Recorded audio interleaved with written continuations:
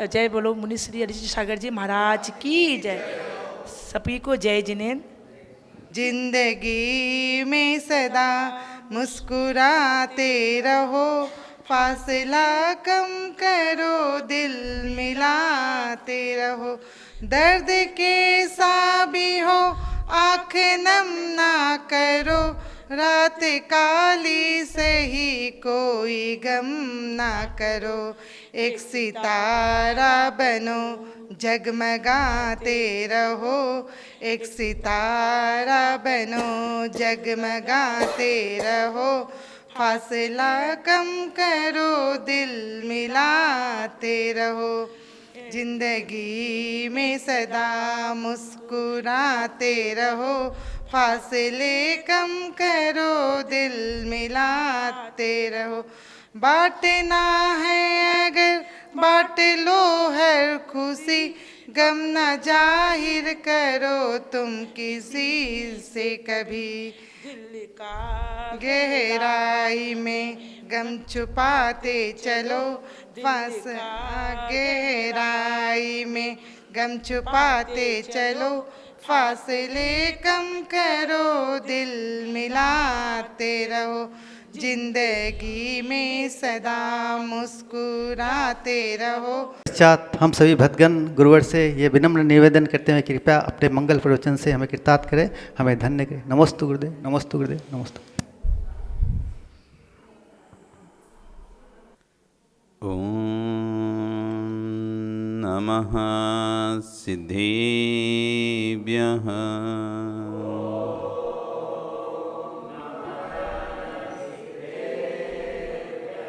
ओम नमः सिद्धेभ्यः।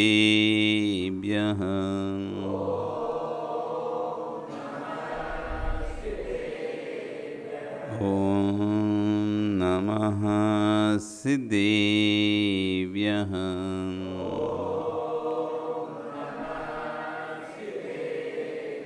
तिर्यणि खग्गिणाय रुतारी मोहि सिर सिरणी विहु। आयरी राउ पसियो परवादिन्यो भव्य जी लोए। नमो अरिहंताणं नमो सिद्धाणं नमो आयरियाणं नमो वज्रायाणं नमो लोये सव्यसाहुणं। बोले अनंत अनंत से परमेष्टि भगवानी की, आदिरम आदिनाथ भगवानी की, वर्तमान शासने महावीर भगवानी की, आचार्य श्री कुलभद्र स्वामी महाराज की, आचार्य गुरु श्री क्षण विशुद्ध सागर जी महाराज की, अहिंसा में विश्व धर्म की।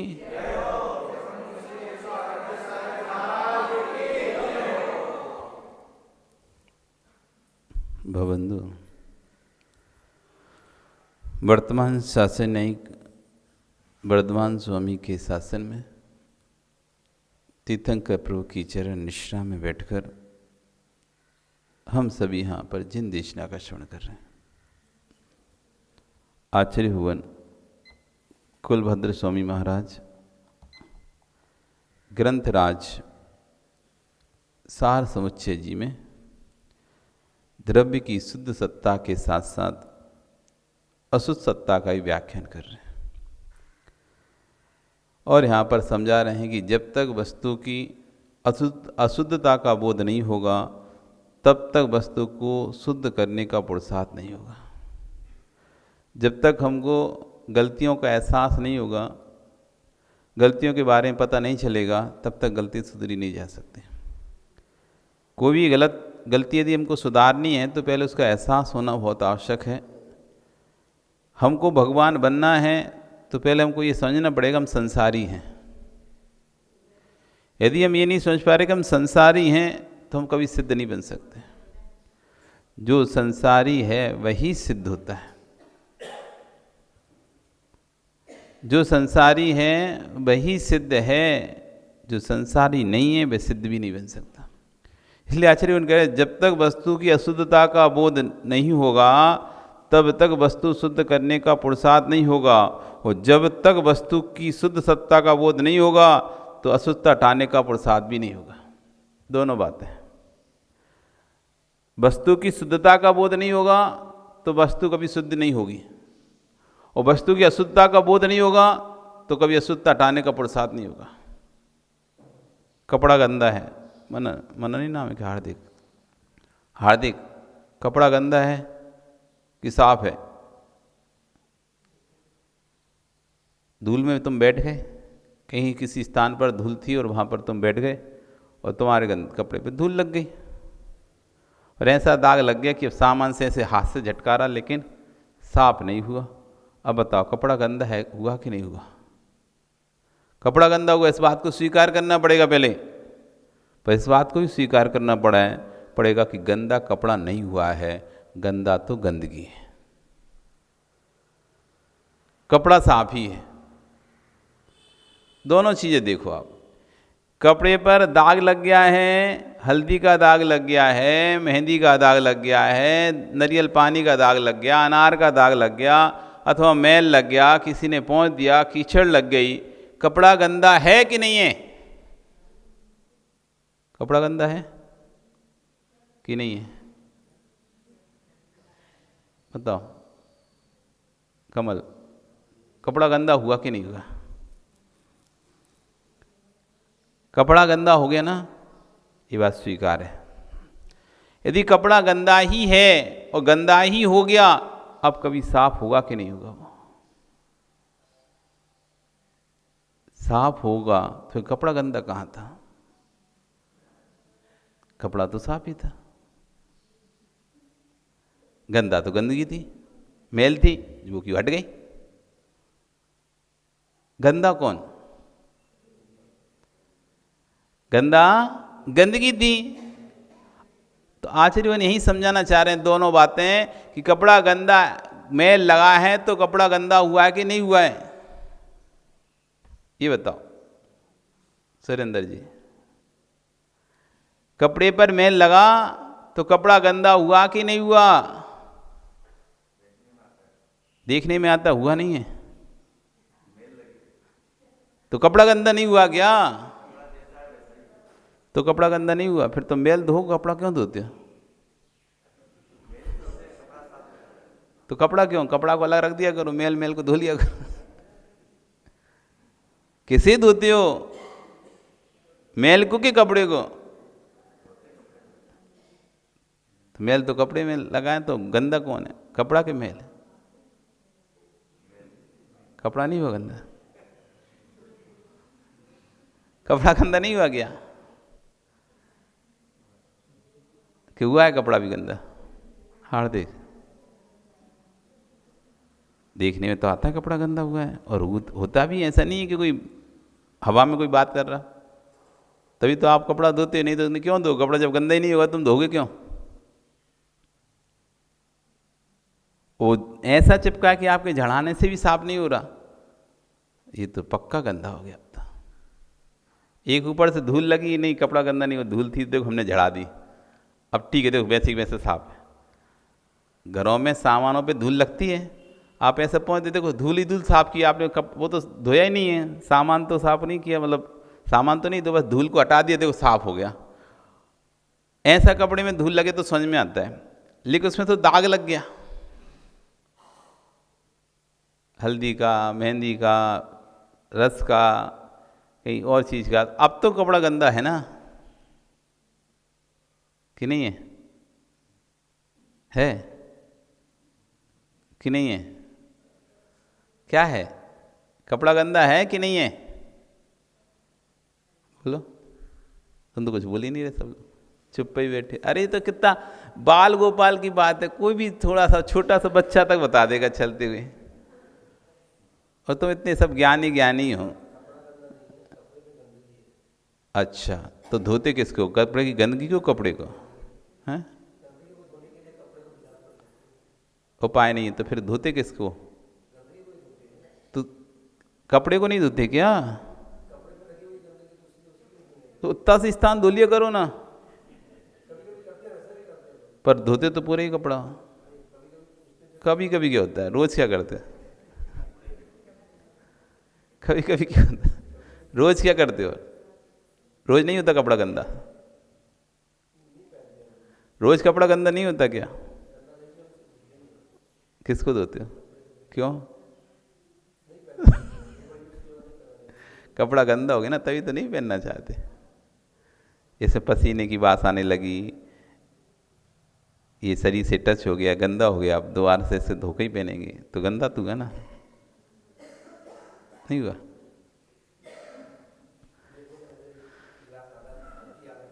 कपड़ा गंदा हुआ है सत्य है, कपड़ा गंदा नहीं हुआ है ये बात भी सत्य है। यही आचार्य कह रहे हैं कि जीव शुद्ध है कि अशुद्ध है? दृष्टांत से द्राष्टांत पर पहुंचाना चाह रहे हैं कि जीव शुद्ध है या अशुद्ध है? कैसा है, अशुद्ध के शुद्ध? चलो कपड़ा तो छोड़ो, अब आ जाओ जीव पे आ जाओ। जो आत्मा तुम्हारी है वो शुद्ध है या अशुद्ध है? यदि और ध्यान रखो, शुद्ध होगी तो सिद्धालय में होगी। कोई जितनी भी शुद्ध आत्माएं हैं, ओ माँ पूजन हम भी तो कर रहे हैं, एक और ये भी पूजन चल रही है। जितनी भी शुद्ध आत्माएं हैं वे कहाँ पर हैं? कहाँ हैं? जितनी भी शुद्ध आत्माएं हैं कहाँ पर हैं? सिद्धालय में। जितनी भी अशुद्ध आत्माएं कहाँ हैं? यहाँ पर हैं। अब आप बताओ तुम शुद्ध हो क्या शुद्ध? शुद्ध हो? कोई एक आध सिद्ध बता दो जो शुद्ध होकर भी यहाँ पर मध्यलोक में विचरण कर रहा हो, मध्यलोक में घूम रहा हो। कोई है ऐसा कोई जीव जो शुद्ध होकर भी, देखो महाराज जी शुद्ध है तब भी मध्यलोक में है? एक भी शुद्ध हो, कोई भी शुद्ध जीव जो मध्यलोक में विचरण करता हो, जो जो शुद्ध होंगे वो सिद्ध होंगे, जो जो शुद्ध होंगे वो नियम से सिद्ध होंगे और सिद्धालय में ही होंगे। अन्य कोई स्थान ही नहीं उनका। तो आप शुद्ध हो क्या शुद्ध? अब बोलो, शुद्ध हो क्या शुद्ध हो? कैसे हो? हैं? आत्मा में कर्म लग गया है तो आत्मा फिर शुद्ध कहलाई क्या शुद्ध कहलाई? जब का आत्मा में कर्म अटक गया है, लग गया है, तो अब लग गया है तो क्या कैसे कहलाई? शुद्ध कहलाई या शुद्ध कहलाई? लग गया है तो कोई चीज लग जाने पर कैसी कहलाती फिर? बताओ संजय, शुद्ध है क्या शुद्ध है? फिर अटक गई ना, आत्मा कर्मों के कारण से अटक गई है। नहीं तो सिद्धालय पहुंच जाती, सिद्धालय पहुंच जाती, लेकिन कर्मों ने अटका दिया इसलिए नहीं जा रही है। तो नहीं जा रही तो प्योर तो नहीं रह गई, साथ में इसकी कुछ दूसरी चीज और है। तो शुद्ध है क्या शुद्ध है? बोलिए, क्या बोलते हो? आत्मा शुद्ध है या नहीं है? शुद्ध है तो फिर यहां क्यों है? हैं? शुद्ध है तो यहां क्यों है? कर्मों के कारण तो कर्म मिल गए इसमें, तो फिर शुद्ध कहां बची? कर्म मिल गए इसलिए यहां पर है, तो फिर शुद्ध बची कहां?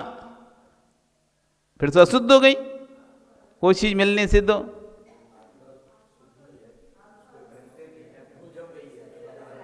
तो धूल जमने के बाद शुद्ध कहलाएगी क्या? कोई वस्तु साफ ही है और ऊपर से धूल जम गई, तो धूल बनने के बाद कौन व्यक्ति ऐसा है मूर्ख जो उसको तब भी साफ बोलेगा? है सफाई करनी पड़ेगी, और सफाई जब तक नहीं करोगे सफाई तब तक, तो कौन ऐसा ज्ञानी व्यक्ति है, कौन ऐसा विद्वान व्यक्ति है कि जो इस डेस्क पर धूल जमी हो, डेस्क तो साफ ही था लेकिन ऊपर से धूल जम गई, तो कौन ऐसा विद्वान व्यक्ति है जो डेस्क पर धूल जमी होने पर भी कहेगा डेस्क साफ है? है कोई ऐसा ज्ञानी? है कोई ऐसा ज्ञानी जो साफ धूल जमी होने पर भी टेबल पर फिर भी कह रहे देखो टेबल तो साफ है, दूसरे कह देखो कितनी टेबल धूल, अरे नहीं टेबल तो साफ है। वो तो धूल है। कौन ऐसा विद्वान है बताओ? क्या तुम कहोगे कभी? क्या तुम कहोगे कभी? तो फिर अब बताओ, आत्मा शुद्ध है क्या? भूल तो नहीं गए? कैसी है?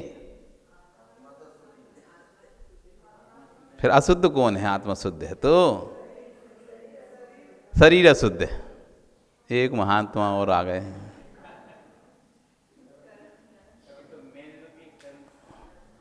शरीर अशुद्ध क्यों है भाई?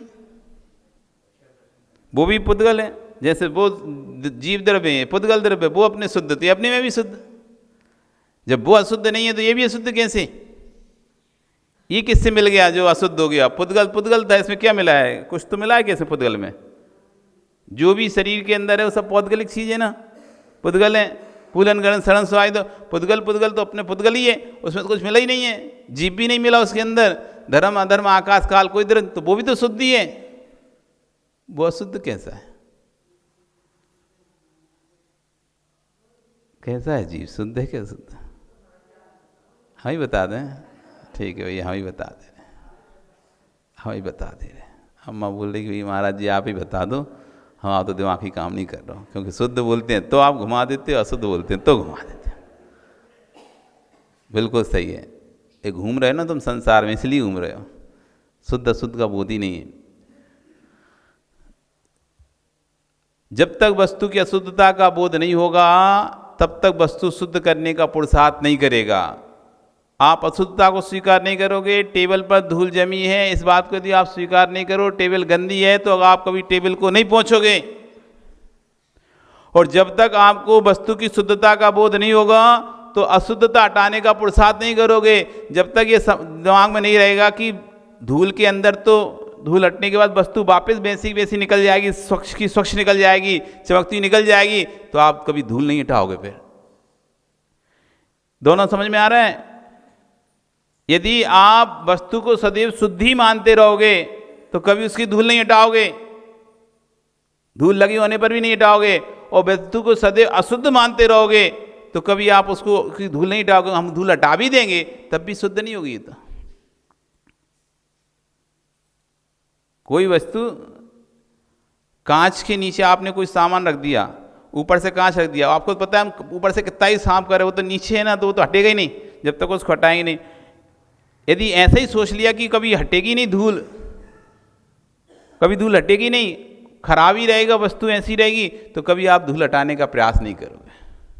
आजकल एक नया वो चल रहा है, एक लिक्विड आता है, वो ठोस हो जाता है ना, उसके पीछे कुछ भी गुलाब का फूल रख दो, कोई पंख रख दो, कोई नाम लिख के रख दो, ऊपर से लिक्विड डाल दो, तो वो बहस हो जाता है, उसे जो भी बोलते हो। तो मान लो कोई धूल के ऊपर कोई वो लिक्विड डाल दे तो क्या होगा? वो नीचे धूल सेट हो जाएगी, ऊपर से लिक्विड दिखेगा। अब कभी भी आप पहुँचो वो धूल अब कभी नहीं हटने वाली। क्यों? वो तो धूल अंदर है ना, आप ऊपर से पहुँचते ही रहो तो धूल दिखती रहेगी।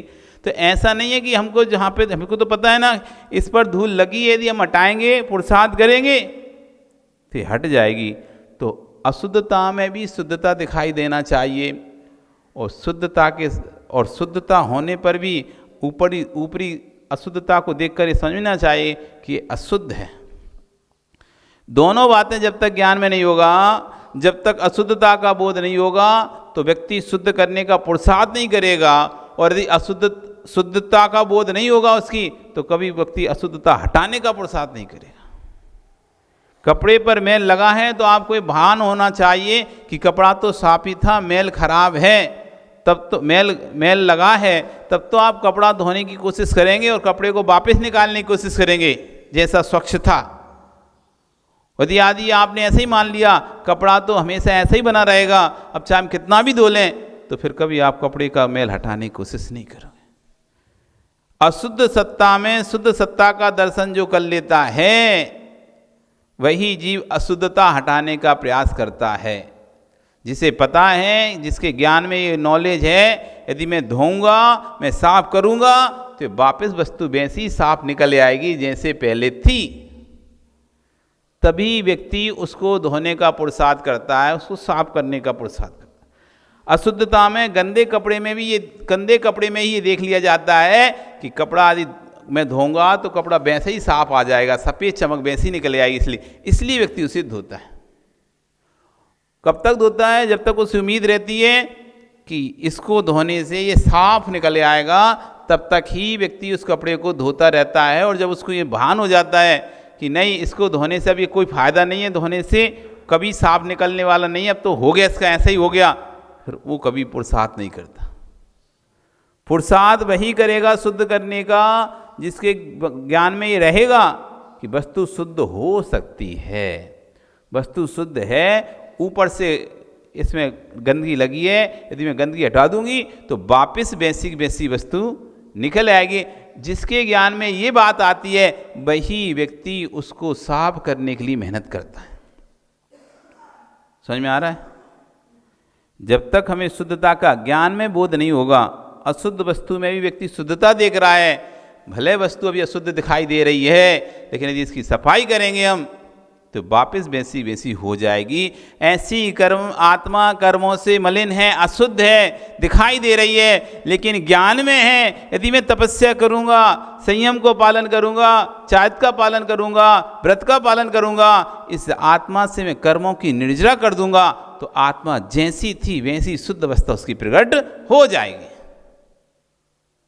तभी तो साधु बन रहे हैं, तभी तो चारित्र को धारण कर रहे हैं। उन्होंने उस शुद्ध अवस्था को देख लिया है ज्ञान में। प्रकट रूप में तो वो शुद्ध अवस्था उनके पास अभी नहीं है, प्रकट रूप में तो वो व्यक्त रूप में तो शुद्ध अवस्था भी है नहीं उनके पास, लेकिन उस अशुद्ध अवस्था में ही उन्होंने उस शुद्ध अवस्था का ज्ञान में स्मरण कर लिया है कि नहीं, आत्मा शुद्ध होगी, ये कर्म हट सकते हैं, यदि पुरुषार्थ करूंगा ये कर्म आत्मा से हट जाएंगे और आत्मा स्वतः जैसी थी शुद्ध रूप में वैसी प्रकट हो जाएगी। तभी जिसको अशुद्धता में शुद्धता का बोध हो गया वही शुद्ध करने का पुरुषार्थ कर रहा है। जिसने अशुद्धता में शुद्धता नहीं देख पाया वो कभी पुरुषार्थ नहीं करेगा। अशुद्धता में शुद्धता देखने वाला ही व्यक्ति। और दूसरा कह रहे थे, जो व्यक्ति यदि अपने आप को अशुद्ध नहीं मानेगा तो वो भी कभी पुरुषार्थ नहीं करेगा। वर्तमान अशुद्ध पर्याय को स्वीकार नहीं करे, वो ये मानता है नहीं मैं तो शुद्धि हूं, मैं तो शुद्धि हूं, तो फिर अब पुरुषार्थ किसके लिए करेगा? वो व्यक्ति पुरुषार्थ तो शुद्ध करने के लिए करता है। पिसे को पीसता है कि बिना पिसे को पीसते हो आप लोग? किसको पीसते हो? कि पिसे को? आटे को पीसते हो कि गेहूं को पीसते हो? क्या बेचते हो पिसवाने? आटा पिसवाने बेचते इनको कि गेहूं पिसवाने बेचते हो?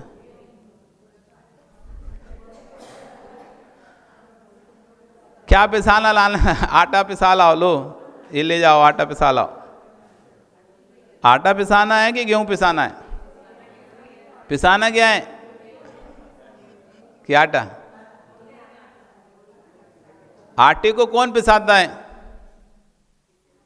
पिसे को कोई नहीं पिसाता। यदि शुद्ध है ही तो अब कोई पुरुषार्थ करने की जरूरत नहीं है। मेरी आत्मा यदि शुद्ध है ही तो अब मुझे क्या पुरुषार्थ करना है? क्यों मैं धर्म कर रहा हूँ, क्यों पुण्य कर रहा हूँ, क्यों मैं संयम को धारण कर रहा हूँ, क्यों चारित्र को धारण कर रहा हूँ? ये तो शुद्धि है। विषय अब क्या करेंगे शुद्ध को? घी को कौन निकालेगा घी में से? घी क्या कोई निकालता है क्या घी में से घी? जब घी निकल ही चुका है, घी बन ही चुका है, अब कौन सा पुरुषार्थ करना शेष रह गया? पुरुषार्थ तो तभी तक कर रहे थे जब तक घी बन, दूध की अंतिम पर्याय है घी, इसके बाद उसकी कोई पर्याय नहीं बनती, सबसे लास्ट पर्याय है।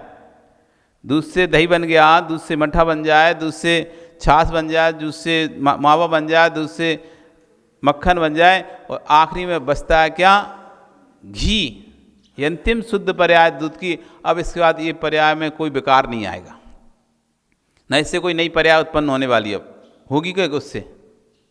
अब तो कोई पर्याय नहीं है। दूध से मक्खन बन गया, दही बन गया था, तो दही से एक नई पर्याय उत्पन्न हो गई, मक्खन बन गया, मक्खन से एक नई पर्याय निकला, नैनो आ गया, और नैनो से एक और नई पर्याय तो घी आ गया। अब इसके बाद कोई और पर्याय बची है किसकी? दूध की।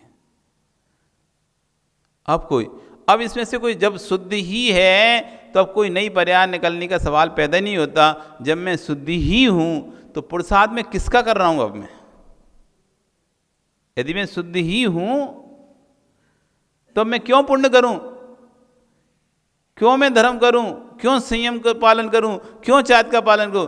क्या अब क्या करने के लिए चारित्र का पालन करूं जब मैं तो हूं ही शुद्ध? तो कि नहीं, इसको स्वीकार करना पड़े, मैं अशुद्ध हूं। दोनों बातें स्वीकारनी पड़े। मैं अशुद्ध हूं, इस बात को यदि स्वीकार नहीं करेंगे तो फिर पुरुषार्थ करना व्यर्थ हो जाएगा।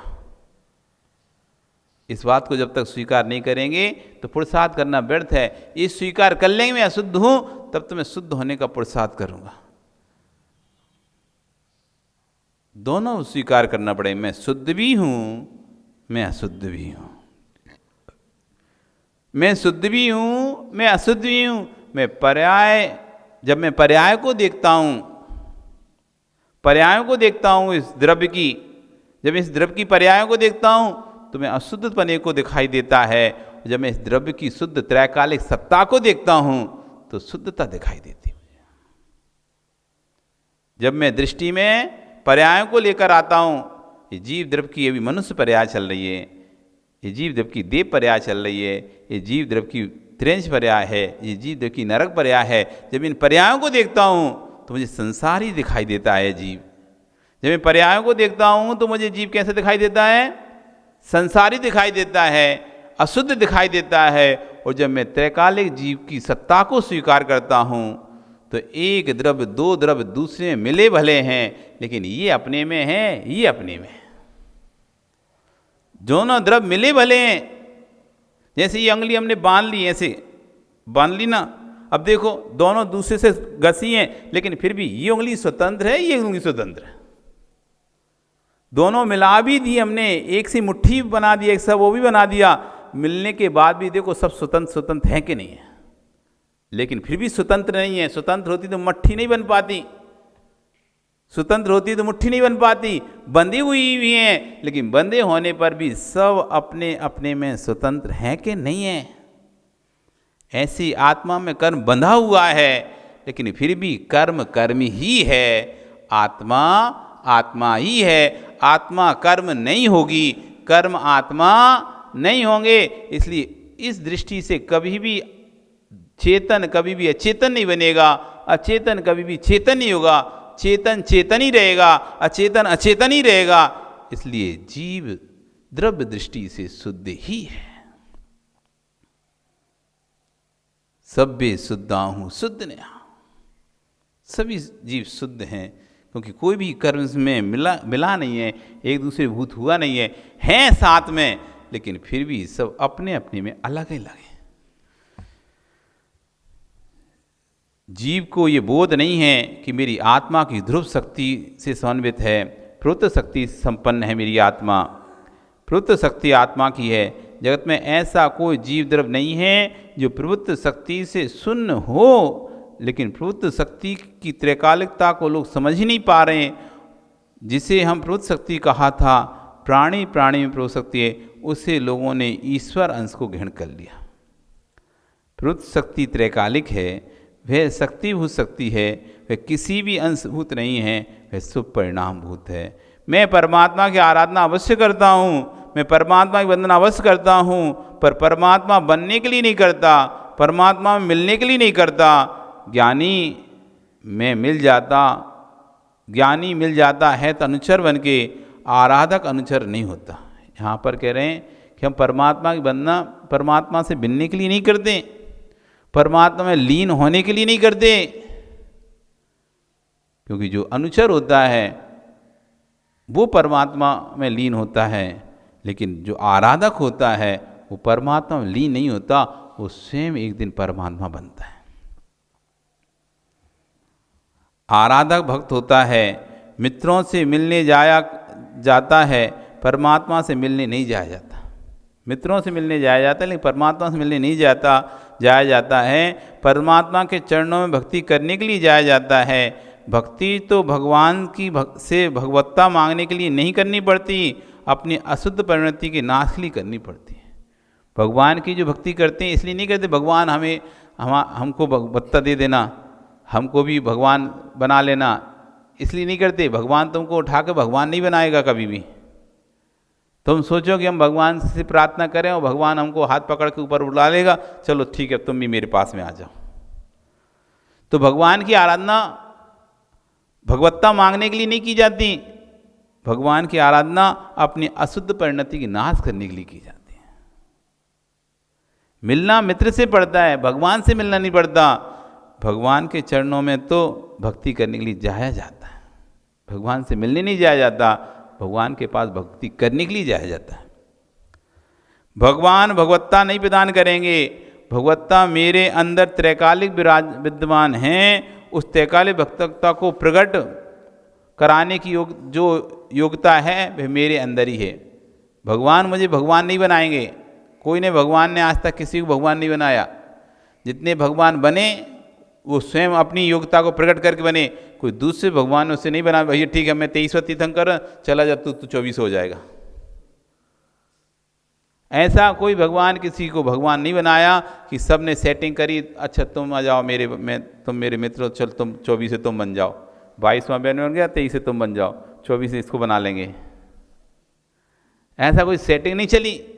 नहीं तो आजकल ऐसी होती है ना, कमेटी में एक अध्यक्ष बनता है तो अपने हिसाब से बोल दे तू मंत्री आ जा मेरे बन जा, तू उसको अध्यक्ष बन जा, तू सदस्य बन जा। अपनी टीम हो गई, अपनी कोर कमेटी हो गई, अपन लोग हो गए, अपने मित्र हो गए सारे कमेटी में। ऐसा नहीं होता। ऊपर वो आदिनाथ ने बोला होगा जितना से ठीक है तुम एक अजित तुम हो गए, एक संभव तुम हो गए, एक अभिनंदन तुम हो गए, ये 24 सेट कर लिए, ये 24 हो गए, आ जाओ 24 ऊपर। बहिरंग निरंतों के माध्यम से परिणाम विशुद्धि प्राप्त हो, कसाय की मनता के लिए परमेश्वर आराधना है, इतना जरूर है। बस ये कह रहे हैं कि बहिरंग निमित्त भगवान नहीं बनाता, लेकिन भगवान एक बहिरंग निमित्त है जिनके निमित्त से हमारे कसाय में मंदता आती है, परिणाम में विशुद्धि आती है। बस इतना ही काम है हमारी भगवत्ता में, भगवान का इतना ही रोल है। हमारे कर्म सिद्धांत में भगवान का इतना ही रोल है। भगवान नहीं बनाता, इसलिए भगवान के पास ये कहने नहीं जानता आप हमें भगवान बना दो। भगवान कभी भी आपको भगवान नहीं बनाएगा, आप स्वयं पुरुषार्थ करेंगे तो भगवान बनेंगे। बस भगवान फिर क्या करेगा, तो भगवान इतना ही बहिरंग निमित्त है, उसके माध्यम से अपने परिणामों को हम विशुद्ध कर लेते हैं।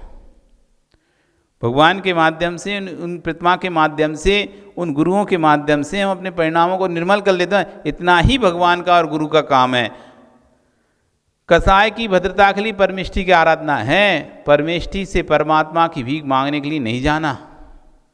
परमेष्ठी के पास परमात्मा की भीख मांगने नहीं जाना कि मुझे परमात्मा बना दो, मुझे परमात्मा बना दो, मुझे भगवान बना दो, मुझे भगवान बना दो। ऐसी भीख भगवान के सामने मत मांगो, कभी भगवान तुमको भगवान नहीं बनाएंगे। भगवान तुमको कभी भी भगवान नहीं बनाएंगे। कोई वहाँ पर एग्जाम्शन नहीं चलेगा कि तुम्हें बिना कुछ किए तुमने खूब भक्ति पूजा करी हो, भगवान को प्रसन्न कर लिया, तुम्हें कोई भी मेहनत नहीं करनी पड़ी, भगवान ने तुम्हें विशेष पावर के साथ तुम्हें ऊपर उठा के बैठा लिया। लोग में देखते हैं ना कि एक व्यक्ति तो चुनाव से जीत के जाता है, एक व्यक्ति चुनाव से जीत के जाता है और एक व्यक्ति सेटिंग करके राज्यसभा के 10 मेंबर वो चुनते हैं ना, वो तो बिना किसी चुनाव के बन जाता है। बनता ही नहीं, बनते मेंबर बनते हैं, उन्हें कोई चुनाव नहीं लड़ना पड़ता। वो तो वहाँ पर राज्यपाल जिनको चुन ले या राष्ट्रपति जिनको चुनता है वो 8-10 लोग वो आ जाते हैं, बिना ही चुने मंत्री बन जाते हैं, स्वतंत्र प्रभार, कैबिनेट मंत्री, राज्य मंत्री, स्वतंत्र प्रभार मंत्री बन जाते हैं। जैसे वीरेंद्र हेगड़े, उसको बेंगलोर में था, उसको ले लिया। और भी जगह जगह से जो भी अच्छे लोग होते हैं, सोशल सामाजिक संस्था में काम जुड़े रहते हैं, उनको ले लेते हैं, बिना ही चुनाव के उनको मंत्री बना देते हैं। एक ने तो मेहनत करी, लड़ा, दूसरों के हाथ पैर जोड़े, तब जाके वो मंत्री बन पाया, जीत पाया, मंत्री बन पाया। और एक बिना ही कुछ किए, उसकी सेटिंग थी राजनीति में, अच्छा काम करता था, राजनीति सेटिंग थी, हैं क्या, तो बस तो उससे वो बन जाते हैं, मंत्री बन जाते हैं। तो ऐसा कोई भगवान के पास तुम ज़्यादा सेटिंग करने की सोचो कि हम सेटिंग कर ले रहे कोई भगवान से, तो फिर हमको मुनि बनना नहीं पड़ेगा, तपस्या करनी नहीं पड़ेगी, कुछ भी त्याग तब वो नहीं करना पड़ेगा, कर्म की निर्जरा नहीं करनी पड़ेगी, और डायरेक्ट भगवान अपने पास बुला लेगा, अपन तो भगवान बन जाएंगे। इसलिए भगवान को प्रसन्न करने में लगे रहो। कि क्या पता भगवान प्रसन्न हो जाए और हमको भगवान, तो ऐसा नहीं होने वाला। यहाँ पे कहने वाले हैं कि भगवान को प्रसन्न करने के लिए कभी भगवान की भक्ति मत करो। अपने परिणामों की भद्रता के लिए, परिणामों की निर्मलता के लिए, कसाय की उपशमता के लिए भक्ति करो। परमेष्ठी से परमात्मा भीख मांगने नहीं जाना, हम परमेष्ठी के चरणों में अपने परिणाम विशुद्ध करने के लिए जाते हैं, उन भगवान की भीख मांगने के लिए नहीं जाते हैं। शुद्ध सत्ता को भी पहचानिए, अशुद्ध सत्ता को भी पहचानिए। प्रवृत्त शक्ति संपन्न हूँ मैं, प्रवृत्त शक्ति नहीं, भगवान बनने की शक्ति संपन्न हूँ मैं। प्रवृत्त शक्ति कौन सी कहलाती है? भगवान बनने की शक्ति। तो हर आत्मा के अंदर प्रवृत्त शक्ति है, भगवान बनने की शक्ति है। आपके अंदर भी है और हमारे अंदर भी है। ऐसा समझ से नहीं महाराज जी आपके अंदर है, आप महाराज बन गए इसलिए अब आपके अंदर है, नहीं, सबके अंदर है। निगोदिया के अंदर भी प्रवृत्त शक्ति है, एक इंद्रिय जीव के अंदर भी प्रवृत्त शक्ति है, नाली के कीड़े के अंदर भी शक्ति है। 2 इंद्रिय, 3 इंद्रिय, 4 इंद्रिय, संगी पंचेंद्रिय, असंगी पंचेंद्रिय, त्र्यंच, देव, नारकी, मनुष्य, सबके अंदर प्रवृत्त शक्ति है। ऐसा कोई जगत का जीव नहीं है जो प्रवृत्त शक्ति से विहीन हो, चाहे भव्य हो चाहे अभव्य हो, चाहे भव्य जीव हो चाहे अभव्य जीव हो। प्रत्येक जीव की आत्मा में प्रवृत्त शक्ति विराजमान है। बस भव्य अभव्य में अंतर इतना ही है कि भव्य की प्रवृत्त शक्ति पुरुषार्थ करने से प्रकट हो जाएगी, अभव्य कभी भी उस प्रवृत्त शक्ति को प्रकट नहीं कर पाएगा, चाहे कितना ही पुरुषार्थ करे। इतना ही अंतर है, लेकिन शक्ति तो सबके अंदर है, शक्ति सबके अंदर है। एक व्यक्ति मेहनत करेगा तो शक्ति प्रकट कर लेगा, उसको कहेंगे भव्य। और एक व्यक्ति चाहे मेहनत करे चाहे नहीं करे, पर उसकी कभी भी प्रवृत्त शक्ति प्रकट होगी ही नहीं, उसका नाम है अभव्य। उसका नाम क्या है? अभव्य। ये परिभाषा है, ऐसा नहीं कोई पूछे भव्य और अभव्य की परिभाषा क्या है, भव्य कौन होता है, अभव्य कौन होता है, तो जो अपनी प्रवृत्त शक्ति को प्रकट करने की सामर्थ्य रखता है वो जीव भव्य है, और जो अपनी प्रवृत्त शक्ति को प्रकट करने की सामर्थ्य ही नहीं रखता है, ना आज ना कल ना परसों ना कभी, वो है अभव्य। समझ में आ गया? भव्य कौन, अभव्य कौन? कौन है भैया हार्दिक बताओ? भव्य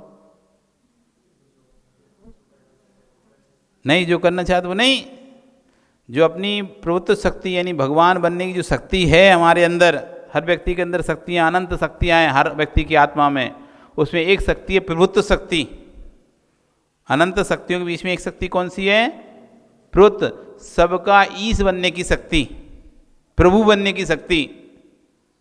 तो उस प्रभु बनने की शक्ति को जो प्रकट कर सकता है वो है भव्य, और जो उस शक्ति को कभी भी प्रकट नहीं करने की सामर्थ्य जिसके अंदर नहीं है, प्रकट करने की सामर्थ्य जिसके अंदर नहीं है, वो है अभव्य। प्रवृत्त शक्ति को, प्रवृत्त शक्ति संपन्न हो। आत्मा की 47 शक्तियों में एक प्रवृत्त शक्ति है।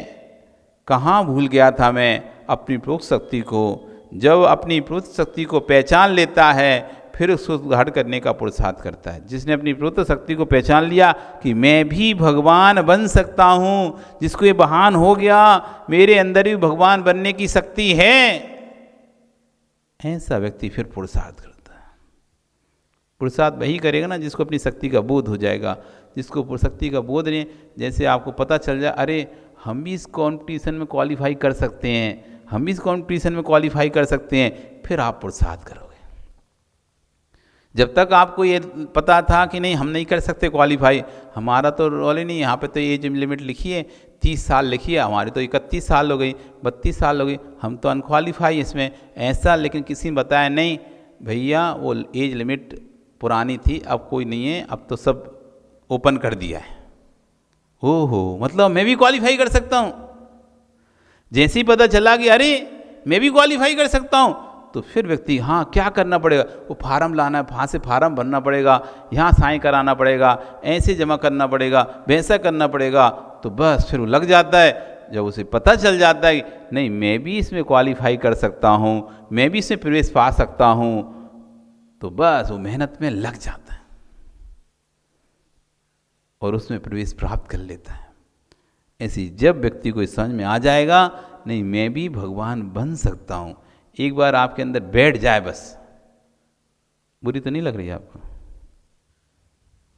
बुरी तो नहीं लगती कोई बात हमारी है? क्यों सुशील? ओ मोतीलाल जी, बुरी तो नहीं लगती कोई बात? कैसे पत्थर दिल हो तुम लोग, मोटी चमड़ी हो गई बिल्कुल। इतना सुनाते तब भी बुरी नहीं लगती हैं? एक आध बार बुरी लग जाए तो तुम भी कहो ठीक है महाराज, अब आप इतना कहते हो तो लो, हम ऐसा कर ले रहे, अब आप कह ही नहीं पाओगे कभी। बुरी नहीं लगती? बुरी लग जाए, बुरी नहीं लगी, यही तो समस्या हो रही है। घर की लड़ाइयाँ बुरी नहीं लग रही आपको, दुख बुरे नहीं लग रहे आपको, कोई भी कष्ट बुरे नहीं लग रहे आपको, कहते भले हो पर लगता कुछ भी नहीं है आपको बुरा। एक दिन बुरा लग जाए तो तुम भी घर छोड़ के निकल जाओ। बुरे तो नहीं लगता तुम लोगों को? बुरा लगता है? घर में बुरा लगता है कि अच्छा लगता है? घर में जब लड़ाई हो जाए, कलह हो जाए, क्लेश हो जाए, बुरा लगता है कि अच्छा लगता है? कैसा लगता है? अच्छा लगता है?